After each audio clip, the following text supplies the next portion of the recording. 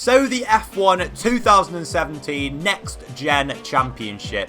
Here it is, but what's it all about? So we replace all of the drivers on the 2017 grid with young drivers, couple that with 5-lap races in a 6-race championship, and to add some more spice to it, all of these races have reverse championship grids. So all in all, it's a recipe for disaster and some good content, and without further ado, let's meet the drivers. Starting off then with Mercedes, and they have actually got an two existing drivers from the 2017 grid with Esteban Ocon and Pascal Wehrlein.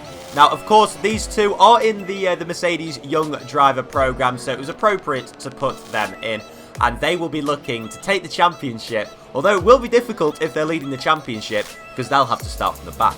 Next up then is Ferrari, and they have got Antonio Giovinazzi and Charles Leclerc. Of course, Giovinazzi runner-up in the 2016 GP2 Championship, with Charles Leclerc looking as if he is going to win the 2017 edition.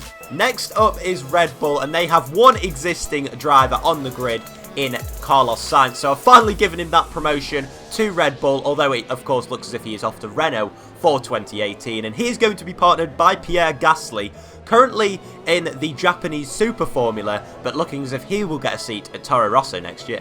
Force India have gone for a young lineup with Alfonso Celis and Mick Schumacher being their driver lineup. Celis is currently the test driver for Force India, meaning it was appropriate to put him in. And Mick Schumacher, of course, still in the lower formula, but I'm sure he will be in Formula 1 one day. And of course, he is part of the Mercedes Young Driver program, meaning it was appropriate to put him in the Force India. Next up is Williams with Luca Giotto partnering myself, so I decided to go for Williams, a midfield team, but still with a good chance of getting high up in the championship. Of course, Luca Giotto, like Charles Leclerc, is in this year's GP2 Championship, and he'll be looking to make a good impression. McLaren are next up with two of the drivers from their Young Driver program, including Nick De Vries, who is in this year's GP2 Championship, has put in some very good performances over the course of the season, and he'll be knocking on the door of the McLaren seat soon. He is joined by Lando Norris, currently in F3, and I'm sure it won't be too long until he gets a Formula 1 drive too. Up next is Haas, and of course they are basically the Ferrari junior team at the moment, meaning that is why Antonio Fuoco is in that team. Of course, the teammate this year of Charles Leclerc in GP2. He is joined by Alexander Rossi, pretty much the only young American in motorsport at the moment, and of course Haas is an American team, so we had to pick him. Toro Rosso have gone for two very young drivers with Richard Verschoor and Dan Ticktum. Of course, they dismissed Nico Carey from their young driver program last month, meaning that these two are pretty much the only two remaining drivers, apart from Pierre Gasly, in the Red Bull Young Driver program. Ticktum, of course, is only 17 years old, I believe, and Verschoor isn't much older too. Renault have gone for an interesting driver lineup with Ollie Rowland partnering Sergei Sirotkin. Of course, Sirotkin became the test driver for Sauber when he was just 17 years old, but he is now the reserve driver at Renault and is still pretty young as well. Ollie Rowland going pretty well in F2 this year. I know I've said GP2 about 100 times, but yeah, he is looking to impress in the Renault this year.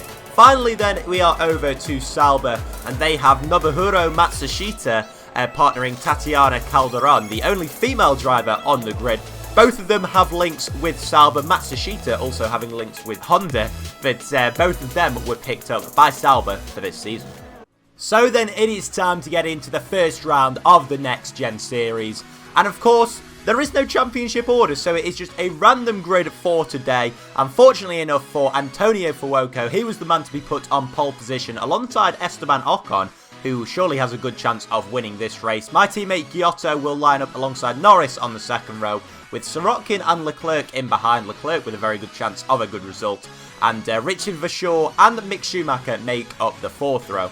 They are followed by Matsushita and Giovinazzi, who round out the top 10, with Nick De Vries and Pascal Wehrlein on the 6th row of the grid. Wehrlein a long way behind his teammate. Then it is Tatiana Calderon and Dan Ticktum, with Alfonso Celis lining up alongside myself in P16, so I've got a lot of ground to make up. And it is an all Red Bull penultimate row with Gasly ahead of Sainz.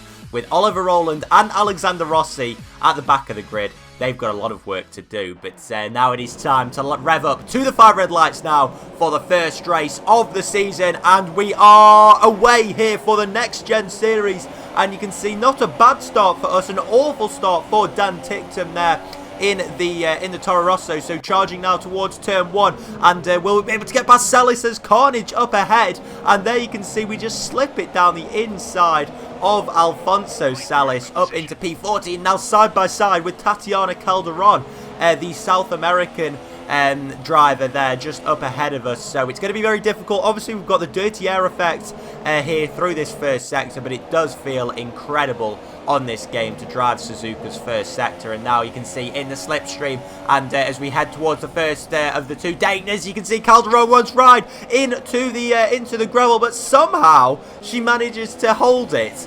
No idea how, but we still do manage to get ahead of her. And up into P13 there, a double front lockup as we're trying to close up on Nick De Vries, who hasn't had a great start, but he's only lost 1 position, I believe, down into P12. And now we're going to take a look at the replay of the start up at the front. So good start from Fuoco, holding his position, and that is where the carnage came. He had a double front lockup and comes right back onto the track ahead of Mick Schumacher. Fortunately, they didn't take each other off the track, but Fuoco there ending up just in front of Pascal Wehrlein, who started in P12, so I believe he's down into 9th position. But Esteban Ocon, brilliant start for him. You can see he's in the lead ahead of my teammate Giotto, but surely it's going to be an easy afternoon now for Ocon, who should be taking home the 25 points. But now skipping on to the end of lap 1, you can see we are up behind De Vries. And are we going to be able to make a move now into 130R? We go down the inside, we're in rich mix, and that Honda engine is no match for our Mercedes engine, and neither is the Ferrari 2016 engine in the back of the Sauber. We are up 2 positions, as there you can see Lando Norris holding up the rest of the field, so not a good afternoon for the McLaren Hondas so far. Norris, I believe, managed to get up into P3 on the start, but now he is just completely holding up everybody, and you can see there, that is how much he is holding everyone up. We close up so much on Pascal Wehrlein there, and we're actually going to take a look at the replay at the end of lap 1. This is where we made the move on Nick De Vries, and Lando Norris was also being passed by Sergei Sorokin, and then he has got Richard Verschoor just behind him, who's had a great start, getting ahead of Charles Leclerc. So yeah, Leclerc and Giovinazzi currently sitting in P6 and P7, I believe. But yeah, they are going to be prowling and hoping for a good result. But up ahead, we have got our attentions turned to Pascal Wehrlein, and we actually slide one down the inside. He runs wide, has a lockup, and that is a brilliant move on the Mercedes driver. So we're showing that we can compete with the best of them and up into a points-paying position. And yeah, P10 wouldn't be too bad. P11 is pretty much the worst place to finish in this race, because you get no points and you're only starting in P10, whereas everybody else that doesn't score points is starting ahead of you in the race. So yeah, P11 is a position not to finish, but fortunately we are not in that position at the moment.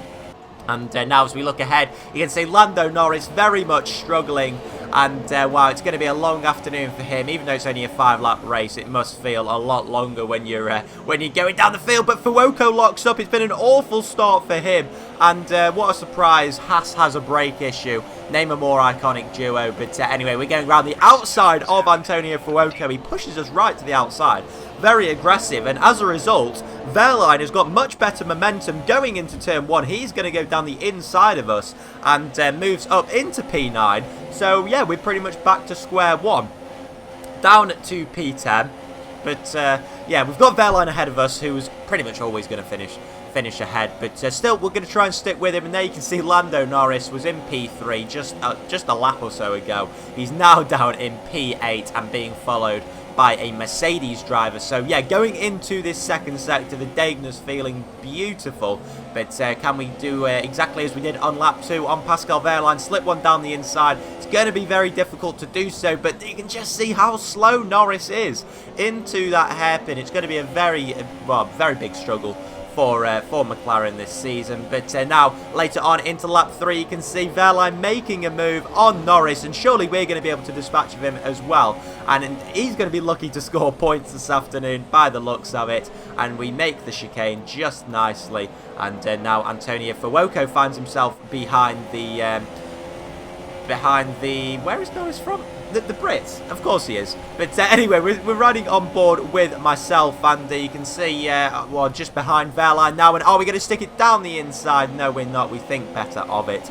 And there is a few positions up ahead. I believe Vershaw has just been passed by Mick Schumacher. So it was a good start to the afternoon for Richard Vershaw, but he's back where he started now in P7, and he's probably going to be lucky to finish there. So, yeah, now on lap 4, just a little bit ahead of ourselves, you've got Sergei Sorokin, who is being followed by Antonio Giovinazzi. Sorokin has already been passed by Charles Leclerc earlier on in the race. You can just see Schumacher there behind, but Giovinazzi has got the run on the Russian and up another position, I believe now into P4. So that is a very, very nice move from the Italian, and it's looking like a real hot spot for overtaking is that back straight on the run to 130R. Now we are on the exact same run, and we are behind Pascal Wehrlein, who is now going to make a move on Richard Vershaw by the looks of it. The young Dutchman, it goes down the inside. They're side by side still into 130R. Vershaw just about holding his own, and he's going to try and possibly do the switchback move as there's a lockup up ahead. But Wehrlein makes that move up into P7, and Vershaw gets an awful exit, meaning that we take another position off him. So the young Dutchman has had a poor couple of corners, going from P7 all the way down into P9. And onto lap 5 now. We're going to try and look down the inside once again of Wehrlein, almost going side by side, but it doesn't quite work out. And we're going to have to stick behind the German, probably now for the rest of this, at least the first and second sectors. But we go very, very wide into there, and surely we're not going to be able to make up that much time on Wehrlein now. Very, very disappointing, and surely now we're going to have to settle for P8 for the rest of this Grand Prix. And once again, we go through the Dagners, and yeah, Wehrlein eyeing up Mick Schumacher now, and possibly a P6. But his teammate Esteban Ocon has had an imperious race up at the front, about 8 seconds clear of everyone else, I believe. And there he is around the final corner, taking the victory here, and 25 points home for the team from Brackley. Also a brilliant drive from Luca Giotto. He takes P2 for Williams, and just behind him is Charles Leclerc. Just didn't manage to get ahead of the young Italian. But now we go back onto the final lap of the race, and we're just going to take a look now at Lando Norris, who has yeah, just not had a great result at all. Being passed left, right and centre, Alfonso Celis and Pierre Gasly getting ahead of him. And there's just nothing Norris can do at this stage. I mean, he's going to have another good starting position next time out. But, you know, what's to say that it's not going to be exactly the same again. We come round the final corner now to take P8. So it is points in the first race. Not too bad considering we started in 16th position. So we will take those 4 points. And, yeah, hopefully be able to build on that. And Wehrlein only just ahead of us. But there is Esteban Ocon taking the victory this afternoon. And, boy, oh boy, what a first race that was. Completely action-packed first race. And I don't think I've even had time to breathe throughout the course of this video. But yeah, what a win it was for Mercedes. It's going to be very difficult, though, for Ocon next time out, as of course he will be starting from the back. Wehrlein, though, will be starting from P13. So, yeah, maybe a little bit easier for him to make up positions. But there is the final finishing order. So, Ocon ahead of Giotto and Leclerc, with Giovinazzi also a good position, considering he started from P10. Sorokin started P5 and finished P5. But the main person that made up positions, apart from myself, was probably Pierre Gasly. Started in 17th and finished in 12th, of course, making that move on Norris. And what an awful afternoon it was for Fuoco, starting on pole, but only managing 10th. But that, guys, just about concludes the first race of this Next Gen series. Do leave a like down below if you did enjoy, and I'll catch you guys in my next video. Take care. Bye-bye.